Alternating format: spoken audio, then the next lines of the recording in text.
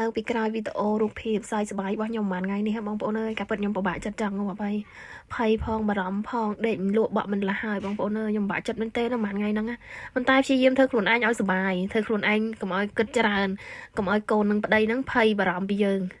កាលពីថ្ងៃអាទិត្យបងប្អូនអើយអានីតាវិញវាឃើញខ្ញុំញ៉ាំអាផ្លែស៊ឺមកផ្លែព្រូនហ្នឹងហើយបងប្អូនខ្ញុំញ៉ាំអាផ្លែហ្នឹងហើយចៃដន្យអីខ្ញុំខាំទៅវានៅសល់បន្តិចជាប់ជាមួយគ្រាប់ហើយអាពីរអ្នកនេះអូននន់ជាមួយហារឹកហ្នឹងគេនិយាយថាម៉ាក់ឃ្លានញ៉ាំបាយខ្ញុំក៏ដាក់ផ្លែដែលខ្ញុំញ៉ាំសល់ហ្នឹងនឹងចានលើតុហើយខ្ញុំដួសបាយឲ្យកូនដល់ហើយនេះតាវាឡើងយកមកញ៉ាំបានណាពេលវាឡើងយកមកញ៉ាំបានបងប្អូនអើយស្រាប់ទៅវាស្លាក់គ្រាប់ផ្លែឈើគ្រាប់ព្រូនហ្នឹងខ្ញុំភ័យឡើងស្លេកមកអស់ហើយនិយាយមែនខ្ញុំខំព្យាយាមជួយសង្គ្រោះកូនឲ្យវាខ្ជាក់ចេញមកវិញដល់ហើយវាអត់ខ្ជាក់ចេញមកវិញវាបែរជាលេបគ្រាប់ហ្នឹងចូលទៅក្នុងពោះលេបចូលទៅក្នុងពោះបាត់ហើយគ្រាប់ហ្នឹងនេះប្រហែលជាប៉ុណ្្នេះបងប្អូននេះហើយខ្ញុំភ័យមែនតើនិយាយមែនគ្រាន់តែកូនលេបចូលភ្លាមបងប្អូនខ្ញុំឆ្លេឆ្លាស្លន់ខលណែឆាតជាមួយនឹងគេអ្នកជំនាញអីចឹងសួរគេថាប្រាប់គេរៀបរាប់ប្រាប់គេថាកូនយើងបានលេបគ្រាប់ផ្លែឈើនឹងដោយចៃដន្យអញ្ចឹងហើយវាស្លាក់ហើយប៉ុន្តែឥឡូវគ្រាប់ហ្នឹងវាបានជ្រុះចូលទៅក្នុងពោះវាលេបទៅបាត់ហើយពេលចឹងទៅគេក៏ប្រាប់យើងថាអូអញ្ចឹងវាអត់សូវជាគួរឲ្យបារម្ភបានទេគ្រាន់ថាទី1គឺយើងត្រេកអរដែលវាបានឆ្លងផុតដំណាក់កាលដែលវាមានគ្រោះថ្នាក់ខ្លាំងធ្វើឲ្យស្ទះខ្យល់ទៅហើមហ្នឹងគឺវាឆ្លងផុតអាហ្នឹងហើយអត់អីទេគ្រាន់ថាដំណាក់កាលបន្តទៀតគឺយើងត្រូវរងចាំតាមដានមើលព្រោះអាគ្រាប់ផ្លែឈើហ្នឹងវាអាចនឹងមានកកូតវារៀងស្រួយអញ្ចឹងណាប៉ុន្តែគ្រាន់ថាដល់ពេលវាលេបចូលទៅហ្នឹងវានៅជាប់ជាមួយនឹងសាច់ផ្លែឈើអញ្ចឹងវាអាចបិទកន្លែងចំណុចដែលវាស្រួយហ្នឹងបានហើយគេឲ្យយើងតាមដានមើលថាកូនយើងមានអាការៈក្អួតចង្អោរឬក៏ឈឺពោះឈឺអីចឹងណាគេឲ្យយើងតាមដានមើលអាការៈហើយគេប្រាប់យើងថាអាហ្នឹងវាមិនសូវជាគួរឲ្យបារម្ភទេដោយសារតែវាអាចនឹងត្រូវជុះចេញមកវិញនៅក្នុងអំឡុងពេលពី24ម៉ោងទៅ48ម៉ោងបងប្អូនខ្ញុំចាំតាមដានមើលរហូតដល់ហើយដល់ម្សិលមិញហ្នឹងខ្ញុំនៅតែអត់ទុកចិត្តព្រោះវាជុះឡើង6 7ដងហើយវាច្បាច់រាវរកអាក្របហ្នឹងវាអត់ឃើញជុះចេញមក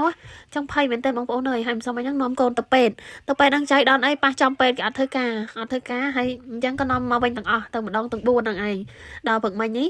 ខ្ញុំទៅពីព្រឹកដែរហើយបងគេថាគេអត់ទៅទេគេនៅផ្ទះកុំឲ្យម៉ាក់ពិបាកគេនៅក្នុងផ្ទះមើលទូទាស់មើលអីចឹងទៅយកទៅតានីតាមួយទេហើយទៅដល់ពេទ្យហ្នឹងក៏ប្រាប់តាពេទ្យប្រាប់អីគាត់ចឹងទៅហើយប្រាប់ថាយើងបារម្ភខ្លាំងដោយសារវាជុំប្រហែលដងហើយអត់ឃើញអញ្ចឹងគឺគេអេកូមើលឲ្យហ្នឹងវីដេអូគ្រាប់ហ្នឹងអត់ឃើញទេគាត់ថាវាប្រហែលជានៅជិះផ្ដុំគ្នាជាមួយនឹងលាមកអញ្ចឹងគេឲ្យយើងបញ្ចុះលីមួកនិយាយពីអូនចេះណាអ៊ំពុំវិញដេកឲ្យគេអេកូអីហ្នឹងហើយដេកឲ្យគេបាញ់សុលគូតឲ្យហ្នឹងគឺថាអត់យំទេអត់យំអត់អីទាំងអស់គេសើចថ្នាំគេនឹងបកែបងប្អូនអើយគ្រាន់តែដាក់ហើយប្រហែលជា2នាទីអានេះតាជុះមកព្រួចហ្មងជុះមកអស់ហើយនៅតែរកអាក្របហ្នឹងអត់ឃើញទៀតបងប្អូនអើយហើយពេទ្យគាត់ប្រាប់ថាវាអត់មានអីគួរបារម្ភទេវាព្រោះវាគ្រាន់តែជាគ្រាប់ផ្លែឈើអញ្ចឹងវាអត់មានអីគួរបារម្ភបើសិនជាវាលេបដូចជាកាក់ដូចជាលេវអាវដូចជា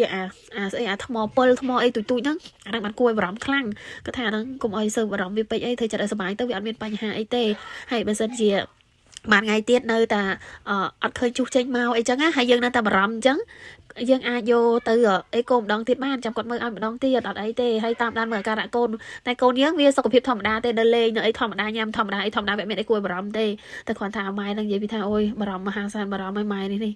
ហើយដល់ពេលហើយនឹងបងប្អូនអើយចេញមកវិញអាណិតងុយដេកហើយដល់ពេលគ្រាន់តែចូលផ្ទះហ្នឹងមានបានដេកអីឃ្លានចាស់ជុះគេសុលមកជុះអស់ពីពោះលេងហេវមកដល់ឃើញចានមីគេទុកនៅលើហ្នឹងបោះគេនៅសល់ប្រហែលជាកន្លះចានមិនដឹងឡើងមកសង្ងំញ៉ាំតាំងពីកាលទេខ្ញុំម្ល៉េះតារវល់ជាមួយអាពីរបីនាក់នោះ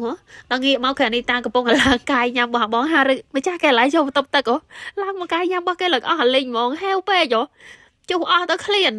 ហើយអាម៉ែនេះបានទៅពេទ្យចឹងហើយចឹងទៅបានពេទ្យប្រាប់ថាអីចឹងទៅយើងធូរចិត្តបងប្អូនខ្ញុំសូវគិតច្រើនម៉ានថ្ងៃនេះខ្ញុំនិយាយមែនបងប្អូនឃើញខ្ញុំសើចសប្បាយក្នុងវីដេអូក៏ប៉ុន្តែខ្ញុំគេអត់លក់ទេខ្ញុំបារម្ភខ្ញុំខ្វល់ចិត្តតាមដានមើលចាំមើលតែមុខកូនទេ